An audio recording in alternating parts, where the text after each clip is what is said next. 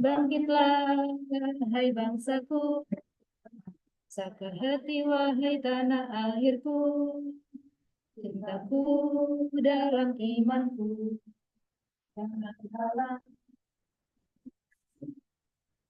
bangkitlah bangsaku, Indonesia negeriku, engkau panji mataku, siapa datang mengancammu, kan binasa di bawah durimu. Siapa datang mengancammu, kan binasa di bawah durimu. Nggak apa-apa yang penting. Mohon maaf Ibu atas Kita lupa teknik. begini. Cukup hangat berarti ya Bu ya. Baik, para hadirin dan rekan-rekan sekalian, tak lupa setelah menyanyikan lagu Bulwaton, kita akan beranjak kepada kegiatan selanjutnya, yaitu sambutan. Tak lepas dari peran panitia penyelenggara, selanjutnya sambutan akan disampaikan oleh Ketua Pimpinan Anak Cabang Istimewa Muslimat Nahdlatul Ulama Hiroshima kepada Saudari Rida Nurul. Kami persilahkan. Bismillahirrahmanirrahim. Assalamualaikum warahmatullahi wabarakatuh. Alhamdulillahirrahmanirrahim. Assalatu wassalamu ala asyrofil mursalin Sayyidina Maulana Muhammadin wa ala alihi washabihi ajmain, amma ba'du. Yang kami hormati, yang kami takzimi, Ibu Yeni Wahid seperti narasumber kita pada sore hari ini. Yang kami hormati para pengurus dari Sokagakai, terima kasih banyak Bapak Ibu. Yang kami hormati Ketua dari Hanasaijo, Mbak Devi. Yang kami hormati Ketua dari BCNU Hiroshima Mas Setian, serta perwakilan dari Fatayat dan teman-teman sekalian yang hadir di sini, baik secara langsung maupun daring. Terima kasih banyak. Pertama, mari kita menjadikan puji syukur kehadirat Allah Subhanahu wa Ta'ala yang telah melimpahkan rahmat serta hidayah kepada kita semua, sehingga pada hari ini kita bisa berkumpul di sini dalam keadaan satu afiat. Tak lupa, salawat serta salam tetap tercurahkan kepada junjungan kita Nabi Agung Muhammad SAW yang kita nantikan syafaatnya nanti di yaumul kiamah. Saya di sini sebagai perwakilan dari teman-teman panitia dan juga keluarga besar Muslimat Hiroshima mengucapkan terima kasih yang sebesar-besarnya kepada Ibu yang telah meluangkan padatnya sibuk jadwal beliau. Terima kasih juga kepada rekan-rekan dari Sokagakai yang telah membantu mengarrange waktu, Bu. Bapak, terima kasih banyak. Saya harap acara pada sore hari ini, pada bulan yang penuh berkah ini, dapat memberikan banyak manfaat, banyak barokah kepada kita semua. Amin. Acara pada sore hari ini kita buka dengan ucapan Bismillahirrahmanirrahim.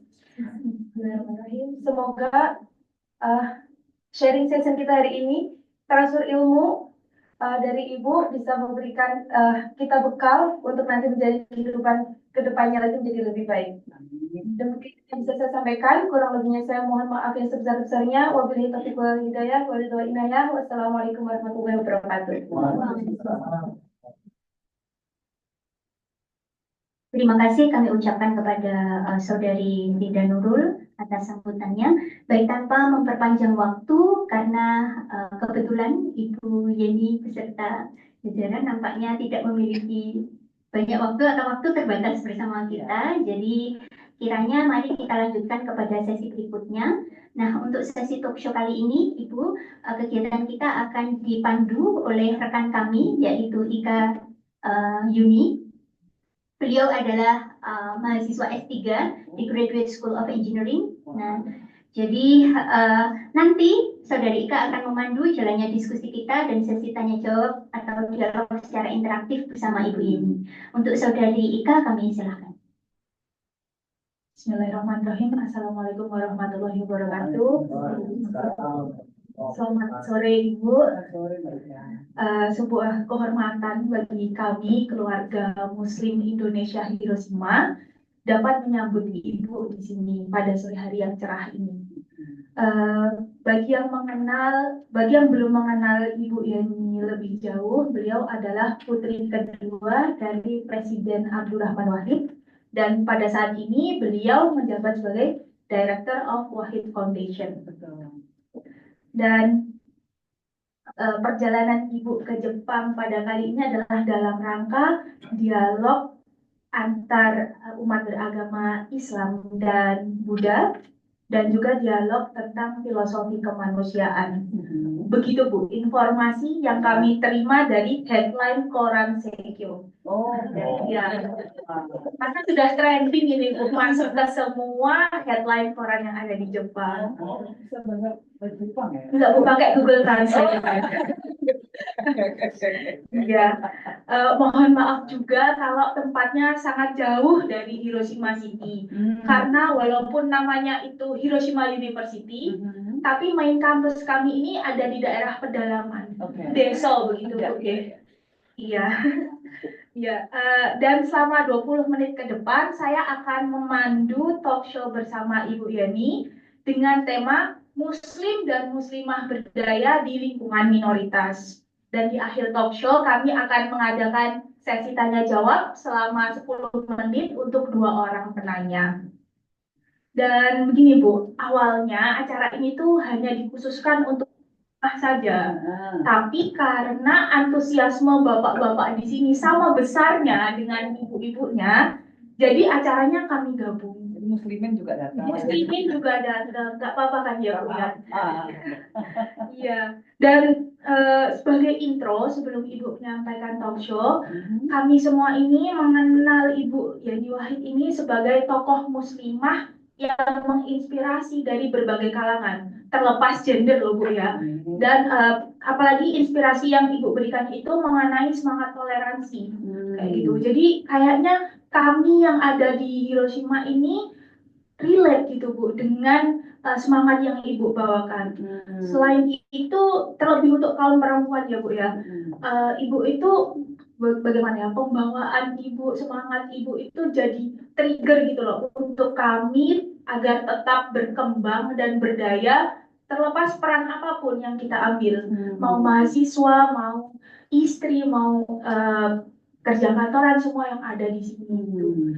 Jadi kami rasa kami yang ada di Hiroshima ini membutuhkan nasihat Ibu gitu. Bagaimana cara kami survive gitu sebagai kaum minoritas di lingkungan masyarakat Jepang yang culture-nya itu sangat homogen kayak gitu.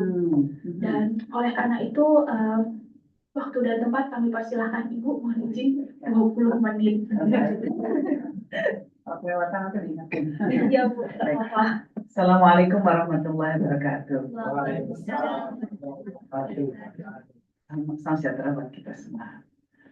Bismillahirrahmanirrahim. Salatu wassalamu ala Rasulillah Sayyidina Muhammad bin Abdillah wa man tabi'ahu wa ala wa la haula wa la quwwata illa billah. Amma. Yang saya banggakan segenap adik-adikku mahasiswa dan mahasiswi Indonesia dan warga Indonesia apapun latar belakangnya, mau orang NU, orang non NU, bahkan non Muslim, ya, senang sekali berkenalan dengan Anda semua. Juga di sini ada Pak Takujisan, ada Bu Eli, beliau adalah mewakili Soka Gakkai Indonesia. Juga ada teman-teman dari Soka Gakkai Internasional. Could you please stand up on the Soka Gakkai Internasional so that they could see? Yang tengah itu Pak Yusuf. Ya, Yusuf. Ya. Jadi saya senang sekali ya bertemu dengan adik-adikku semua. Saya anggap ini pasti adik-adik semua ya, karena pasti lebih muda. Ya, adik-adikku, teman-teman Indonesia yang dari Jepang. Kenapa? Karena pasti kalau sudah di Jepang ini, kalian ini pasti anak-anak pintar semua ini. Kalau sudah anak pintar, artinya kalian adalah aset-aset bangsa. Ya, aset-aset bangsa yang sekarang kebetulan lagi kabur aja sementara. Kira-kira gitu. Bukan kabur ini ya, tapi pasti akan kembali ya. Nah, dan kalian yang saat ini sedang berada di luar negeri, sedang menjadi duta-duta Indonesia di luar negeri.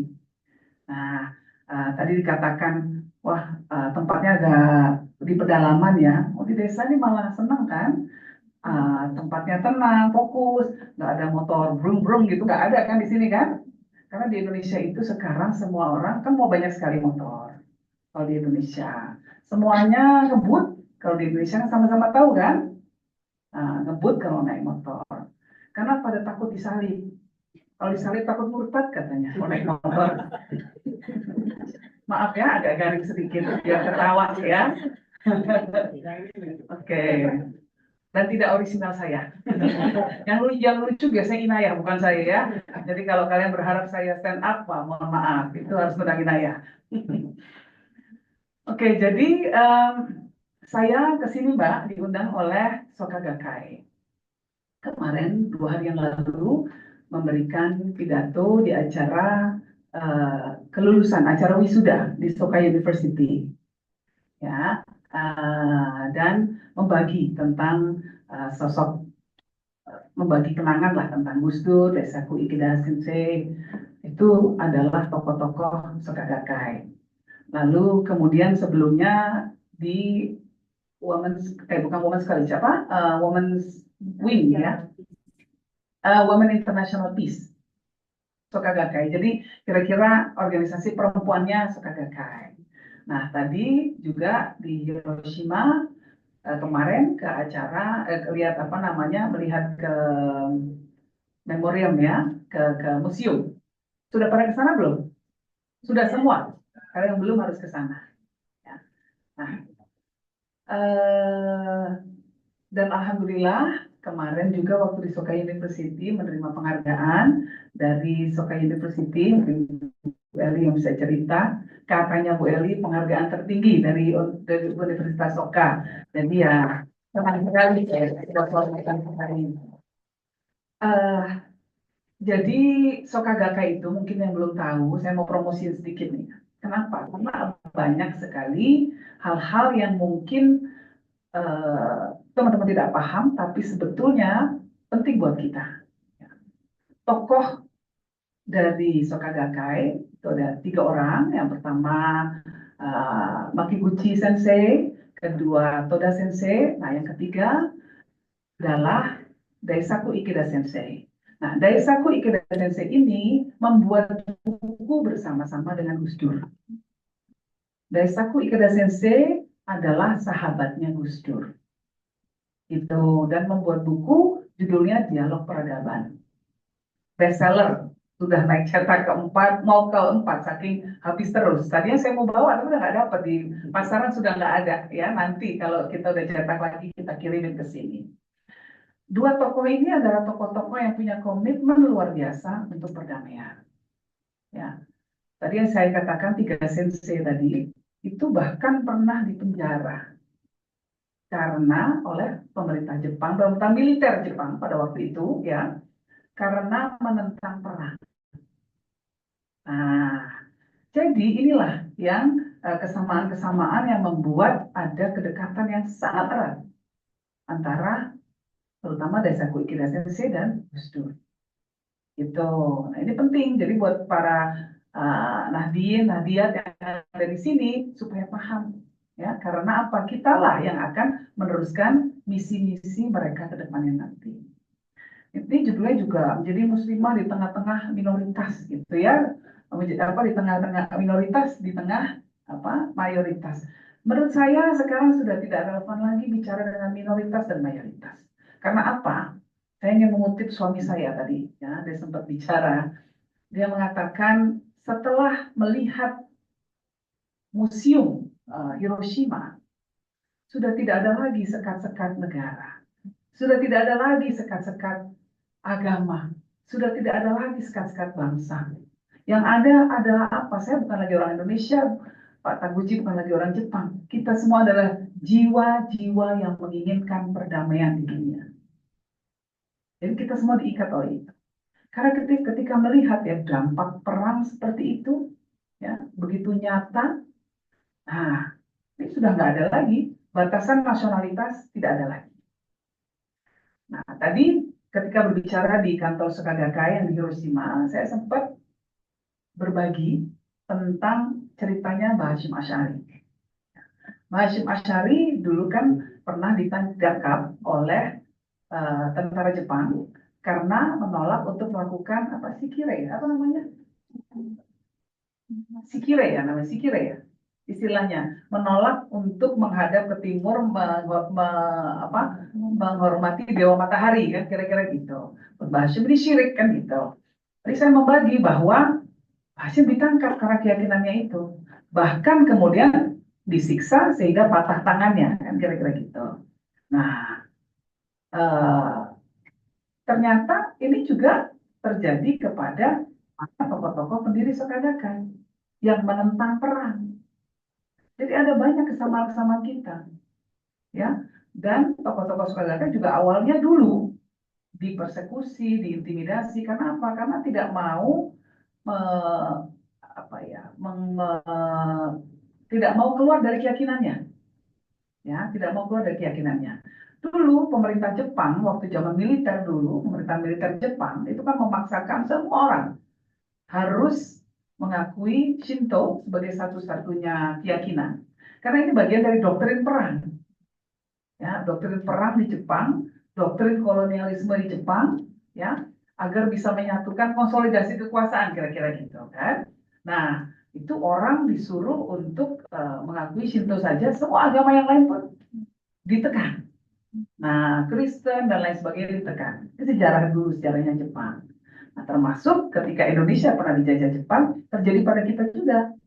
Nah, tapi justru tokoh-tokoh Sokagakai justru berjuang agar pemerintah menolak militerisme, menolak perang. Ini kan persis sama dengan apa yang kita perjuangkan, ya. Nah, jadi disitulah kemudian ada ikatan batin dan perjuangan Pak Ikeda Sensei terutama membawa Sokagakai internasional. Inilah yang kemudian membuat Gus Dur tertarik. Nah, akhirnya jadi sahabat akrab dan bahkan membuat buku. Nah, jadi dari situ kita bisa belajar banyak bahwa yang namanya mayoritas, minoritas, batasannya sudah tidak ada sekarang. Yang ada adalah orang-orang yang berpikiran damai atau orang-orang yang mau tetap konflik dunia. Dan kita sama-sama tahu sekarang ini ancaman besar masih sangat terjadi. Mungkin kita tidak bisa membayangkan ya bahwa di abad 21 ini kok masih ada ancaman nuklir, tapi masih ada, masih nyata sekali. Apalagi dengan ketegangan-ketegangan yang terjadi di berbagai belahan dunia, di Gaza, di di Ukraina, di Sudan konflik terjadi, di mana-mana banyak sekali ya. Maka kemungkinan terjadi perang nuklir itu bukannya 0% loh, masih ada, masih besar. Sehingga kita semua harus menyatukan langkah, menyatukan pikiran, menyatukan intensi dan niat untuk mencegah supaya tidak ada bencana perang nuklir terjadi di dunia. Nah, ini nggak bisa sendiri. Nggak bisa sendiri. Nah, ketika kita bekerja bersama-sama, ini akan menjadi kekuatan besar. Jadi, ini yang ingin saya bagi, bahwa di dunia ini masih banyak sekali tantangan besar, mulai dari tantangan tadi perang yang masih mengancam, lalu juga tantangan yang dihadapi setiap bangsa, ya, tantangan konflik internal juga masih ada, tantangan kemiskinan yang masih sangat besar, lalu juga intoleransi, lalu juga terutama ya perubahan iklim. Ini sudah nggak ada lagi yang namanya Muslim non Muslim, Buddha non Buddha, Kristen dan lain sebagainya. Kalau banjir, airnya nggak nanya, KTP-nya apa Mbak? Mas, nggak ada. Banjir ya banjir aja. Kekeringan pun akan melanda semua. Nah, karena itulah kita sudah harus bekerja sama. Ya, nah, disinilah saya berharap bahwa teman-teman Indonesia yang ada di luar negeri kemudian bisa menjalin hubungan, networking sebesar-besarnya, sebanyak-banyaknya agar kita bisa menjadi kekuatan besar di dunia.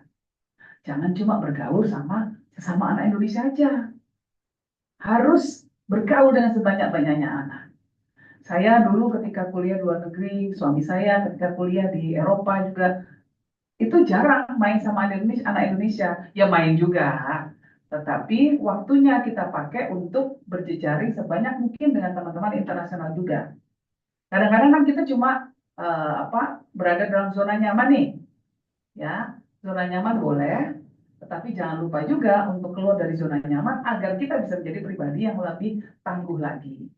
Nah, terutama untuk adik-adikku muslimin dan muslimat di Indonesia yang ada di Jepang, saya minta tolong kalian juga untuk menjalankan misi dakwah tentang Islam yang sesungguhnya.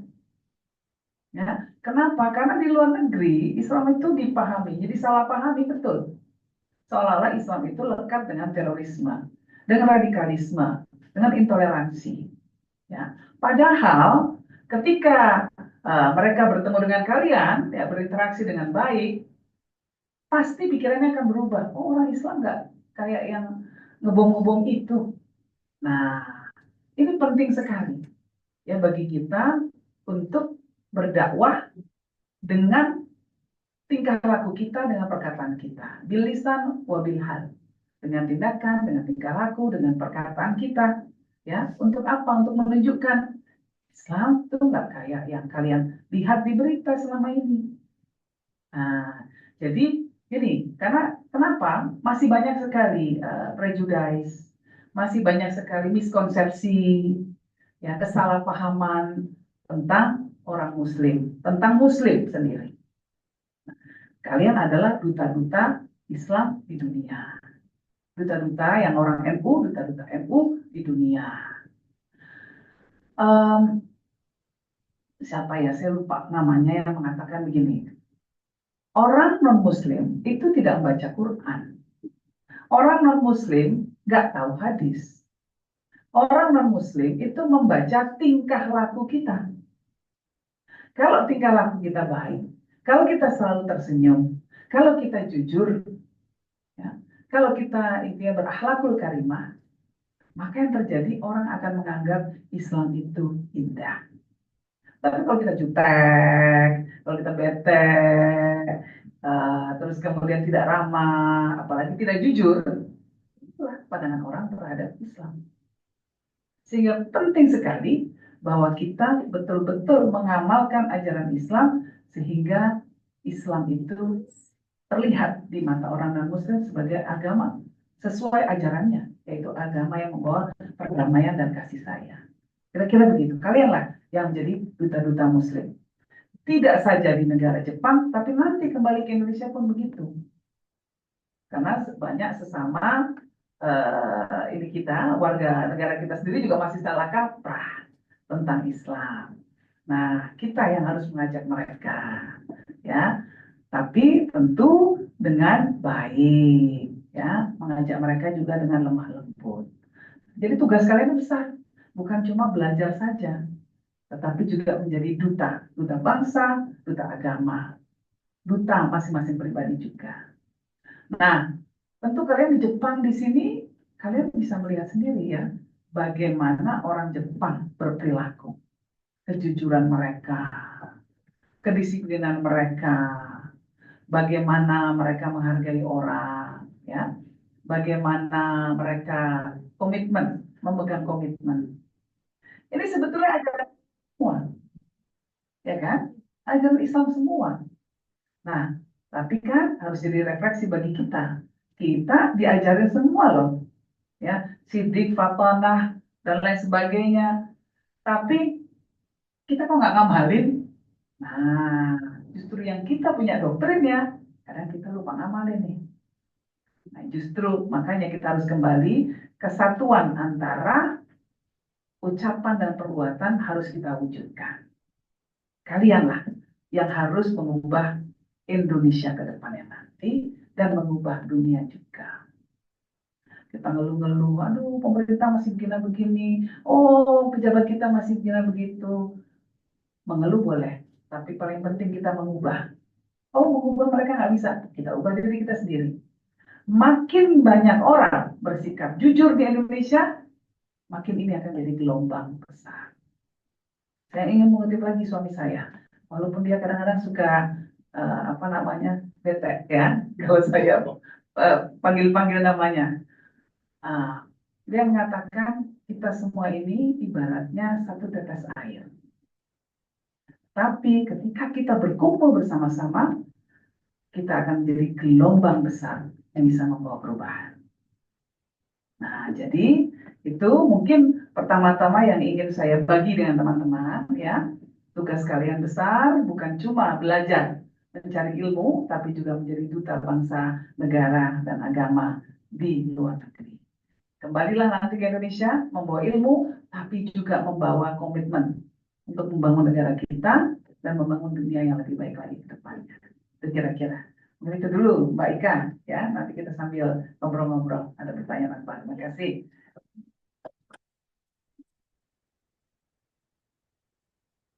Terima kasih Ibu atas nasihatnya. Kalau yang bisa saya rangkum gitu ya buat teman-teman semua. Jadi tema kita kan sebenarnya muslimah berdaya di lingkungan minoritas. Tapi ternyata sudah tidak ada lagi, sudah tidak relevan lagi ya minoritas mayoritas itu. Karena kan kita ini udah di bagian masyarakat global gitu. Kalau ada masalah ya kita selesaikan bersama tanpa memandang agama. Dan yang penting kita harus menjunjung tinggi nilai perdamaian kayak gitu. Ya kan Bu, untuk mewujudkan visi misi kita sebagai masyarakat global.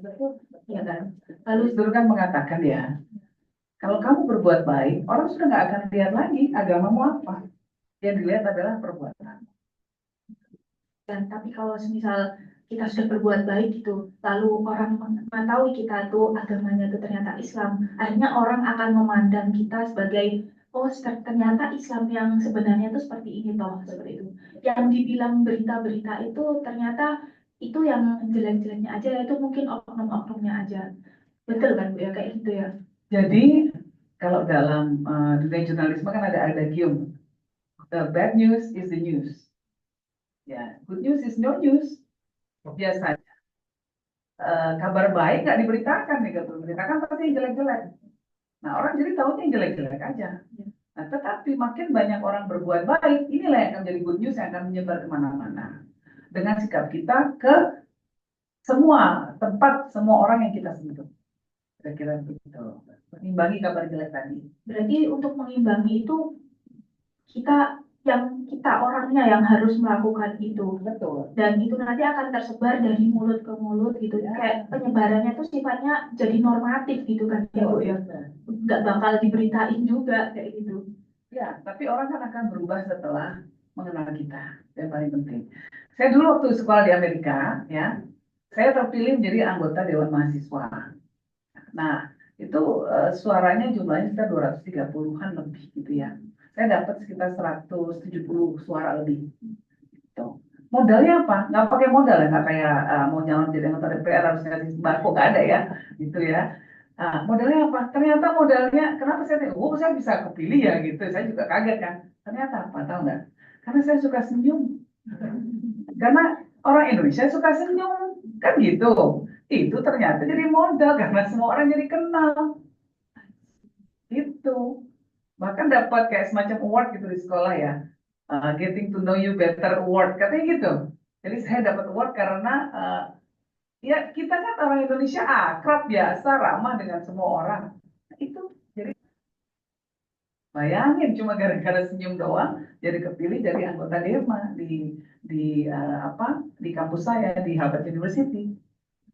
Jadi itu modalnya cuma itu doang. Modalnya cuma senyum dan ramah ya teman-teman gitu. Biar Islam tuh dipandang damai, adem kayak gitu ya kan Bu. Nah yang kedua, waktu saya sekolah di sana, ini saya yang sharing aja, yang ini aja lah waktu masa-masa kuliah aja ya, yang relevan gitu. Saya juga terpilih untuk memberikan pidato kelulusan mewakili teman-teman angkatan saya. Nah itu harus melalui sayembara, harus melalui kompetisi dulu. Kompetisi pidato, nanti yang menang boleh mewakili angkatannya pidato di acara graduation. Gitu. Nah, saya pengen banget waktu itu pidato. Saya pengen banget, kenapa? Saya pengen bikin orang tua saya bangga, kira-kira itu sama lah seperti kalian. Niatnya juga sama. Wah, pengen nih kalau bisa pidato wakilin seangkatan, pasti seru banget gitu. Pasti bapak sama mama nih bangga nih gitu. Jadi saya ikut kompetisinya. Nah, yang ikut kompetisi itu kan bukan cuma saya, kan banyak sekali anak-anak internasional semua. Anak-anak internasional yang mimpi aja pakai bahasa Inggris, kan kira-kira gitu. Nah, sementara saya kan enggak, gitu. Mimpinya jangan bahasa Jawa gitu ya, tapi karena mimpi nggak tahu kan. Nah, dilalah ternyata malah menang. Itu menang. Jadi kemudian menjadi orang Indonesia pertama yang memberikan pidato graduation di Harvard University waktu itu saya. Hanya gara-gara niatan mau nyoba. Niatan yang bukan untuk saya tapi karena mau membahagiakan orang tua. Nah, waktu itu ya nekat, modal nekat aja. Nah, itu juga kemudian menjadi syiar kan. Oh, Indonesia pakai kebaya, pakai selendang, kayak inilah Indonesia gitu ya. Jadi mereka lihat, wah, jadi teman-teman lain melihat itu sebagai sebuah apa ya, promosi Indonesia. Dan tentu saja ibu saya sudah langsung berlinangan air mata melihat anaknya di atas panggung gitu kan. Nah, itu pertama kali. Nah, intinya yang ingin saya sampaikan adalah go beyond your apa ya, comfort zone. Keluarlah dari zona nyaman kalian. Coba lakukan sesuatu yang ingin kalian lakukan. Apa saja, ambil resiko, coba. Waktu itu saya mikir, ini aku nyoba ikut kompetisi, hasilnya cuma dua, kemungkinan kalah atau kemungkinan menang. Kalau kemungkinan kalah ya udah, kan balik aja ke square one ya nggak apa-apa gitu. Tapi kalau menang, alhamdulillah, ya udah akhirnya saya mencoba, saya memutuskan untuk melakukan itu. Nah itulah kemudian yang apa namanya jadi moto hidup lah. Salah satu moto hidup saya adalah kita coba dulu lah. Kalau gagal ya wes, kira-kira gitu. Wah, menarik sekali ya ceritanya Ibu ini. Ini bisa jadi inspirasi buat teman-teman semua untuk mencoba hal-hal baru selain nulis paper ya mungkin ya. Karena kalau sudah mahasiswa S3 Bu, terutama itu kami terlalu sering berkutat di laboratorium, lalu menulis disertasi, menulis publikasi. Jadi mungkin untuk keluar dari zona nyaman ini tuh mungkin ada yang ragu, ada yang ya sudah go on saja. Pasti ada orang yang seperti itu. Nah, karena kita ngobrol tentang dunia perkuliahan nih Bu, saya boleh nggak Bu meminta dan teman-teman di sini semua juga meminta tips dari Ibu bagaimana Ibu dulu menjalankan syariat Islam tapi tetap fokus gitu ke studi dan juga gimana Ibu mengimbangnya dengan kehidupan sosialnya Ibu. Maksudnya kayak kita kan di sini sebagai mahasiswa tuh kehidupannya nggak cuma ngampus aja kan Bu ya. Kita tetap harus praktis Muslim, praktis ibadah kita kayak gitu. Dan apalagi kalau di sini masjidnya jarang kayak gitu, masjid jauh, tempat sholat juga terbatas dan waktu pun juga untuk sholat 5 waktu kadang ada loh Bu yang mencuri-curi waktu gitu dia selama kita ada di lab. Nah, ada nggak Bu tips-tips yang bisa Ibu bagikan dulu bagaimana Ibu menjalani perkuliahan di Harvard gitu dan gimana Ibu eh, membangun koneksi dengan masyarakat, entah itu masyarakat Indonesia atau masyarakat internasionalnya. Karena seperti yang Ibu bilang, kadang, ini saya sendiri juga, saya berkaca, kadang saya tuh terjebak sama zona nyaman saya sendiri, ya sudah teman saya Indonesia aja gitu. Urusan kuliah tuh ya udah itu urusan kuliah aja sama orang Jepang. Saya jadi lupa gitu untuk membangun koneksi dengan orang-orang di luar Indonesia gitu. Ada tips nggak Bu dari Ibu? Kalau Islam itu harus dipahami pertama ya, Islam itu agama yang sangat mudah sekali. Allah itu tidak menginginkan menyulitkan umatnya, ya. Banyak hal-hal yang darurat gitu. Kalau sudah darurat itu kemudian banyak kemudian yang bisa kita dapatkan rusak ya. Bahkan kalau musafir begini kan, kemudian nggak puasa itu boleh. Bahkan memakan jenazah saja boleh. Itu kan sudah ekstrim sekali. Tapi artinya bahwa prinsip paling utama itu adalah banyak hal yang diperbolehkan ketika itu sifatnya darurat. Nah, uh, ad-daruriyatil tubihat maslahat. Jadi semua hal yang darurat itu membolehkan untuk hal apa namanya, hal yang mungkin tidak dalam masa normal tidak boleh. Tuh. Nah, kalau sholat juga boleh dijamak, dikosor, itu boleh. Nah, teman-teman pintar-pintar saja mencari, memanage dirinya. Jadi bagaimana mencari waktu, ya. Nah, saya rasa kalau di Jepang itu juga semua hal bisa dikomunikasikan. Pertama, yang kedua, orang Jepang sendiri itu adalah orang yang sangat menghargai tradisi orang lain. Jadi kalau kita misalnya minta izin sebentar atau minta waktu, minta space, bukan hal yang susah. Cuma kadang-kadang kan kita sendiri yang semua disimpan dalam hati. Wah, apa namanya, nggak komunikasi gitu. Komunikasi aja, dialog aja. Lagi-lagi kemungkinannya cuma dua. Satu ditolak, satu diterima. Nah, kalau ditolak ya udah cari cara akal yang lain gitu. Kalau diterima ya alhamdulillah. Kira-kira begitu sih buat saya. Harusnya nggak susah. Ya, harusnya tidak susah. Apalagi kalau puasa di sini paling enak kan, ya kan? Puasa di Jepang dingin-dingin begini enak banget kan? Gitu. Jadi kalau dalam Islam itu memang ada hal-hal, terutama puasa ya, itu banyak hal-hal yang dilarang keras dalam berpuasa. Ya, dalam Islam juga banyak hal-hal yang dilarang keras. Misalnya apa? Bubur itu nggak boleh keras. Biar kan tuh, bantal nggak boleh keras. Garing ya, lagi-lagi ya, habis gimana? Pak Taguchi maaf ya, joknya agak garing namanya ini. Kalau orang Indonesia bilangnya. Nah, tapi intinya begitu, ya. Semuanya itu bisa terselesaikan dengan dialog, dengan komunikasi. Kira-kira gitu sih. Jadi nggak usah ragu dan belum apa-apa kan kita udah nggak pede, ya. Mau ngapa-ngapain itu nggak pede. Jangan pede aja. Komunikasi ke pembimbing, ke kampus, ke pembimbing. Ini aja bisa minjem ruangan toh. Ternyata kan gitu. Dulu saya juga sama waktu di kampus karena saya minjem ruang. Nah, pas orientasi belum dapat, belum punya apartemen waktu itu kan. Wah, orientasi all day gitu sepanjang hari. Gimana nih? Ngomong ke faculty member, enggak minjem pojokan dikit aja untuk sholat. Dikasih sama dia. Nah, intinya komunikasi. Nah, begitu sudah punya tempat ini ini sendiri apartemen waktu itu saya ya udah itu kan gampang tinggal kita ngatur waktu aja. Saya rasa nggak susah ya. Terus kalau makanan juga kan sudah banyak sekali kan. Kalau di sini kan nggak ada halal ya, makanan halal ya kalau di Jepang ya nggak ada, adanya harar. Tengah-tengah Uji maaf ya, hararu food. Hararu. Ya. Yes, benar. Jadi apa namanya kan sekarang sudah banyak lah di mana-mana gitu kan, jadi nggak susah lah menurut saya. Itu sih kira-kira Mbak. Kalau ini Bu, pas di kampus gitu, bagaimana Bu caranya Ibu dulu membagi waktu? Apalagi ini Harvard loh Bu. Gimana cara membagi waktu antara belajar, lalu penelitian, lalu interaksi gitu dengan semua orang, lalu membangun relasi dengan semua orang. Gimana Ibu dulu? Saya dulu ngikutin bapak saya waktu kuliah gitu ya. Bapak saya waktu kuliah gayanya saya ikutin apa? Saya nggak pernah belajar. Tapi jadi ikutin ya.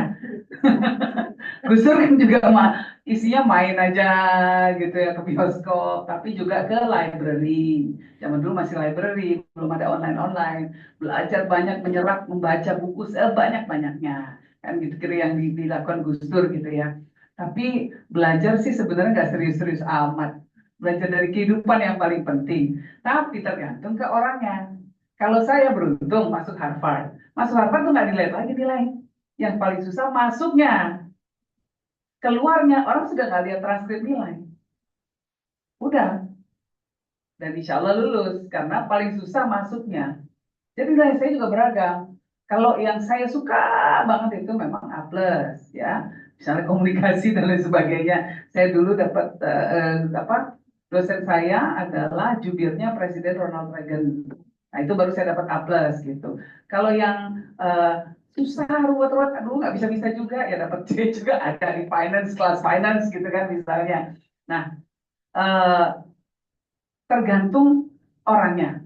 Karena saya merasa bahwa waktu saya ingin saya manfaatkan sebesar-besarnya untuk membangun jaringan.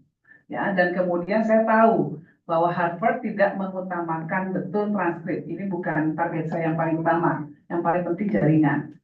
Harvard itu jaringan yang kuat. Kenapa orang masuk ke situ? Itu di seluruh dunia. Kalau sudah masuk ke Harvard, jadi kayak klub elit. Ini yang paling penting. Nah, kalian sendiri juga harus menetapkan target kalian. Apa yang paling penting untuk kalian? Targetku adalah cum laude atau summa cum laude. Cum laude. Ya udah, memang kemudian belajar akademik fokus betul. Tapi kalau targetnya bukan ke sana, ya lakukan hal yang bisa memenuhi target itu. Itu kira-kira. Jadi nggak usah tidak ada satu resep yang bisa cocok untuk semua orang karena semua orang pasti targetnya berbeda. Nah, problemnya kadang-kadang orang tidak tahu targetnya apa. Kan itu tuh. Nah, kalau targetnya aja nggak tahu, gimana mau jalan ke sana? Target itu harus ditulis. Nah, mungkin banyak teman-teman yang nggak tahu, saya juga adalah Ketua Federasi Panjat Tebing Indonesia. Yang kemarin atlet kita menang di Olimpiade. Ya, ada 2 Indonesia mendapatkan Olimpiade, medali emas, 1 panjat tebing, 1 angkat besi. Yang mungkin kalian nggak tahu ya. Nah, dan itu sesuatu banget lah. Karena dari bulu tangkis yang biasa jadi andalan kita nggak dapat emas. Akhirnya dari panjat tebing yang pertama memecahkan rekor itu. Dan kita mengalahkan Cina dan Amerika. Jadi pada waktu bendera merah putih berkibar, itu luar biasa kebanggaannya. Di Prancis di tengah-tengah Olimpiade, mendengarkan lagu Indonesia Raya diperdengarkan gitu ya, di satu lapangan semua, itu bangganya luar biasa. Karena bendera Indonesia itu hanya bisa berkibar di saat-saat hanya 2 momen. Ketika momen olahraga dan menang emas, sama ketika pemimpin kepala negara berkunjung ke sebuah negara. Hanya itu, habis itu nggak bisa. Ini ya di forum resmi maksudnya ya, gitu. Kalau di acara-acara gini kita taruh bendera nggak apa-apa. Tapi di forum resmi besar hanya itu momennya. Jadi buat kita big deal banget. Nah, saya ketuanya, sebelumnya Pak Faris, suami saya ketuanya. Ya, bukan nepotisme juga karena ini melalui pemilihan. Ya. Pemilihannya juga nggak gampang waktu itu. Nah, saya selalu menekankan pada atlet-atlet kita bahwa kamu tetapkan targetmu. Tulis targetmu. Berapa catatan waktu yang ingin kamu tempuh? Ya, berapa? Mau 5 detik. Ini memanjat dinding 15 meter. Ya, tahu nggak berapa waktunya yang diraih oleh atlet kita? Patrick Leonardo, asal Kalimantan Barat. Tahu nggak? 15 meter ya. 4,74 detik. Kamu baru di 2 kali. Udah nyampe dia. 4,74 detik. Di bawah 5 detik loh. Bukan menit ini. Detik. Naik lift aja masih berapa menit. Dia udah duluan naik ya. Sampai manjat. Nah, jadi dari awal saya sudah minta mereka tuliskan catatan waktumu. Tuliskan. Lalu tiap malam lihat. Sehingga kamu tahu targetmu. Begitu kita tahu catatan waktu, target yang kita tuliskan, targetnya boleh apa saja. Aku mau cum laude. Tulis.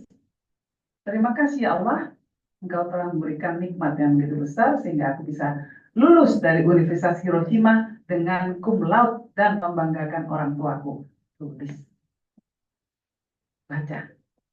Terima kasih ya Allah, aku pulang ke Indonesia dengan membawa suami atau istri orang Jepang. Tulis juga. Gitu ya. Yang ketawa yang paling keras kayaknya memang ada niatan.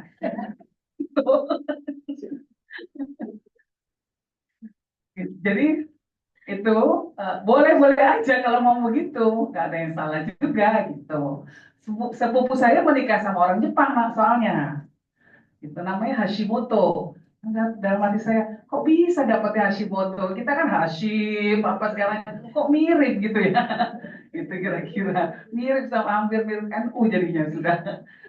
Tuh. Jadi tulis apa yang ingin menjadi keinginan kalian, apapun itu, ya.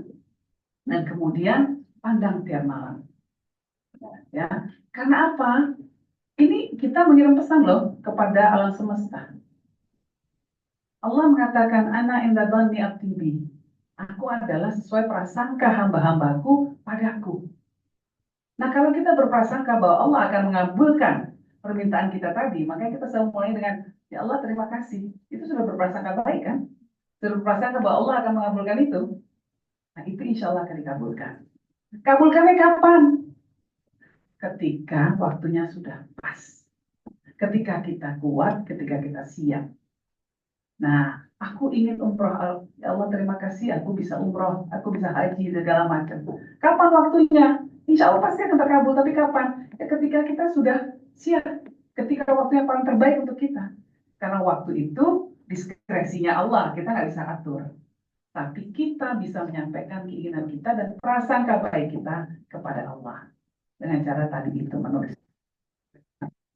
Terima kasih banget Bu, kayak ini membuka pikiran banget gitu. Iya, termasuk soal jodoh loh.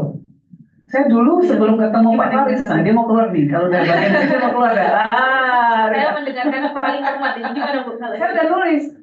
Terima kasih ya Allah, saya akan mendapatkan suami yang tinggi dan hati. Oh, dapat juga. Gak pernah ngomong dapat minta ganteng, dapat bonus ternyata. Alhamdulillah. Yang paling penting tinggi dan baik hati. Udah ternyata dapat. Jadi buat teman-teman semua diingat ya, kalau punya target dicatat kayak gitu. Pokoknya berprasangka baik dulu sama Allah. Jangan Bu, benar. Iya. Oke, next Bu, kita akan membuka sesi tanya jawab untuk 2 orang peserta karena waktu juga sudah hampir menunjukkan ininya. Silahkan bagi yang ingin bertanya, 2 orang peserta mungkin bisa diwakili kalau ada cowok dan cewek muslimin dan muslimat. Ada yang ingin bertanya? Kira-kira? Satu muslimin, satu muslimat. Iya. Dulu Gus Dur pernah ke pesantren gitu. Yang nerima di depannya itu nggak tahu kalau itu Gus Dur, masih muda. Terus dia nanya sama bagian penerimaan, kalau saya mau naruh anak saya, kalau laki-laki di pondok pondok laki-laki iya, kalau perempuan di pondok perempuan iya, kalau banjir taruh mana? Bingung orangnya gitu. Tapi terus kiainya keluar, itu Gus Dur katanya, kamu dibecandain. Oke, ada yang ingin bertanya, silahkan. Ini mumpung ini loh, masih ada waktu loh. Nanti kalau udah pulang nggak bisa. Oh iya, Mbak Eka silakan. Sama Mas Sultan. Ya. Assalamualaikum warahmatullahi wabarakatuh. Perkenalkan Ibu, saya Eka. Di sini saya sudah lulus dari Hirodai dan lanjut kerja. Seperti itu. Bagus sekali. Jadi mungkin saya ada 2 pertanyaan. Saya berencana untuk bekerja terus mungkin for good Di Jepang. di Jepang. Jadi Nggak mau balik ke Indonesia lagi? setelah mungkin Kalau for good kan selamanya. iya, tapi mungkin nanti ketika di masa yang pas akan kembali ke Indonesia Sementara ini mau di Jepang dulu, kira-kira kan gitu kan? dalam masa yang cukup lama juga. Tapi Iya. ya di sini saya punya kesempatan untuk membantu teman-teman dan berjumpa dengan berbagai orang dari internasional. Kemudian benar sekali sama yang dikatakan oleh Ibu, kalau di last week saya pergi ke Yokohama. Di situ saya bertemu dengan 100 orang dari berbagai negara, dan di situ pula yang bikin saya stres adalah saya ketemu dengan orang-orang Afrika. Orang-orang Afrika itu ternyata ketika melihat, karena kebetulan di tim saya bisa berkontribusi jadi leader di situ untuk tim presentation, kemudian membuat beberapa orang-orang dari beberapa dunia, termasuk dari Israel juga ada di situ di tim saya. Mereka mes gitu. Terus yang Afrika itu sampai bilang seperti ini, kamu itu Muslim ya? Gitu. Iya. Sebenarnya Muslim itu dipandang di negaraku nggak bagus loh. Di negaraku itu Muslim itu hanya teroris-teroris yang ada gitu. Dan itu memang makanya di negaraku itu cuma ada Kristen gitu. Terus ternyata kamu itu Muslim, beda ya dari bayanganku. Tapi emang mayoritas orang Muslim teroris ya? Sampai paling seperti itu. Jadi saya jadi menjelaskan. Terus ada juga karena di situ saya sedang berhalangan, jadi saya tidak salat dan ikut makan. Nah, di situ ketemu juga orang Jepang yang dia bilang, "Hei, kamu kan Muslim, sekarang Ramadan, kamu bad Muslim ya? Kenapa kok kamu nggak salat juga nggak makan?" Gitu. Saya juga makan.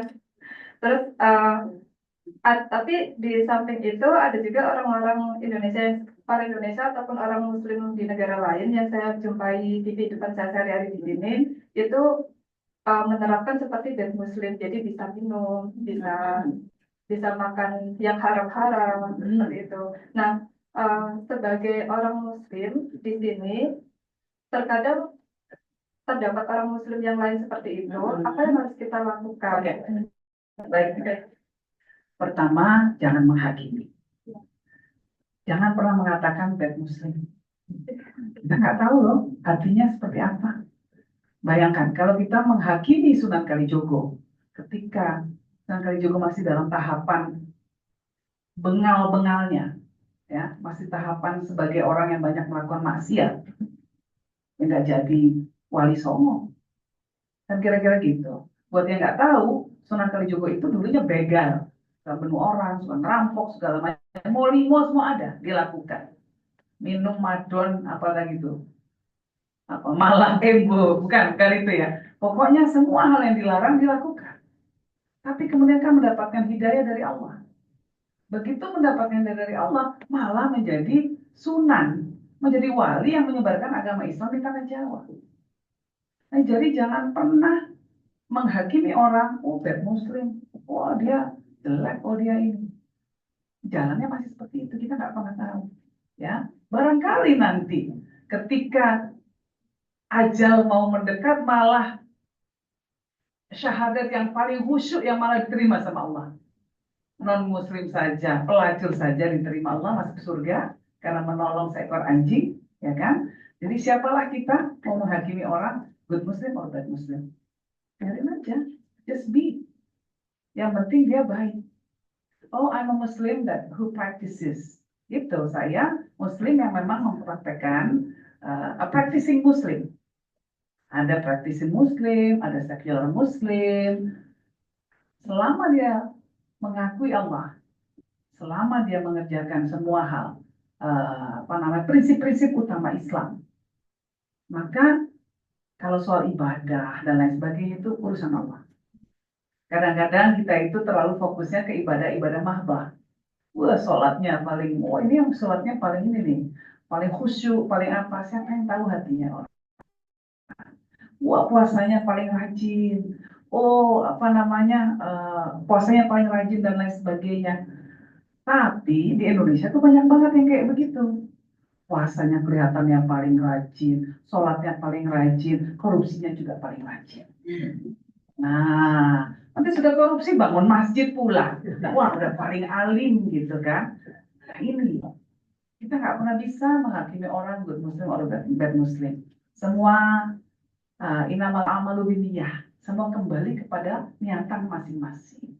Nah, jadi yang mau silakan aja. Orang mau melakukan apa, itu urusan mereka dengan Allah. Tugas kita menjadi pribadi yang lebih baik lagi. Jadi pribadi yang lebih akhlakul karimah. Dan itu sangat sulit. Ngatur diri sendiri jauh lebih sulit daripada ngatur orang lain. Nah, jadi kamu bisa bilang ke teman-teman, oh dia Muslim. Selama mengakui Allah dan Nabi Muhammad sebagai utusan Allah, Muslim. Nah, gitu Mbak kira-kira. Semoga membantu ya. Jawabannya benar-benar bikin saya, iya ya, benar juga gitu loh. Ya benarnya kayak gitu Bu. Ya, kita nggak boleh menghakimi. Begitu kita merasa kita Muslim yang baik, sudah ujub. Sudah sombong. Sombong siapa? Yang sombong siapa? Teman iblis. Ya, iblis diusir dari surga. Kenapa? Iblis kalau sama malaikat lebih banyak sholatnya mana? Ibadahnya paling banyak mana? Banyakan iblis. Banyakan iblis. Diusirnya dari surga hanya karena satu hal, karena sombong. Itu. Jadi kita jangan sombong ya.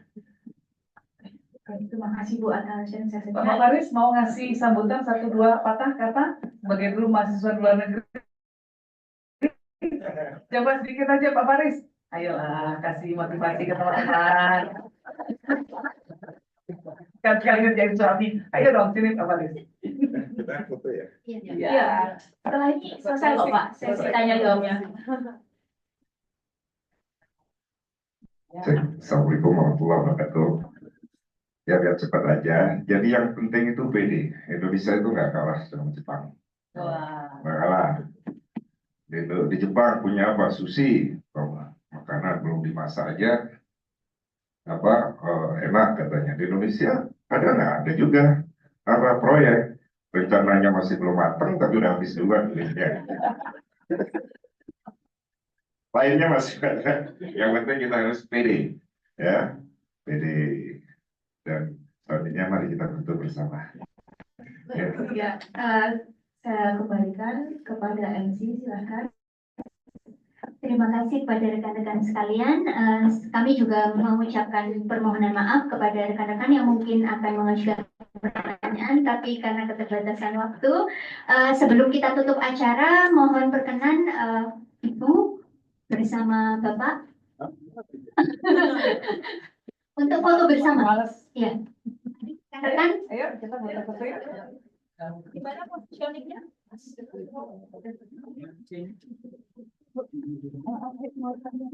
Lanjutannya, saya pertanyaan kalau Islam itu adalah agama yang bermanfaat di mana, tapi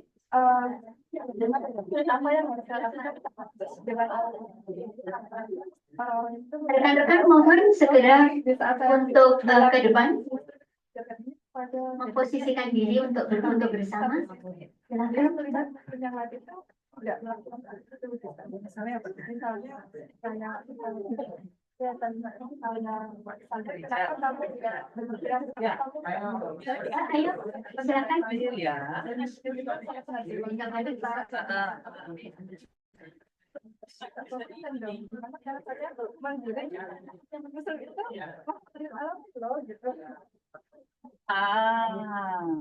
Ini ya jangan memaksakan definisi kita pada orang lain bahwa rahmatan lil alamin itu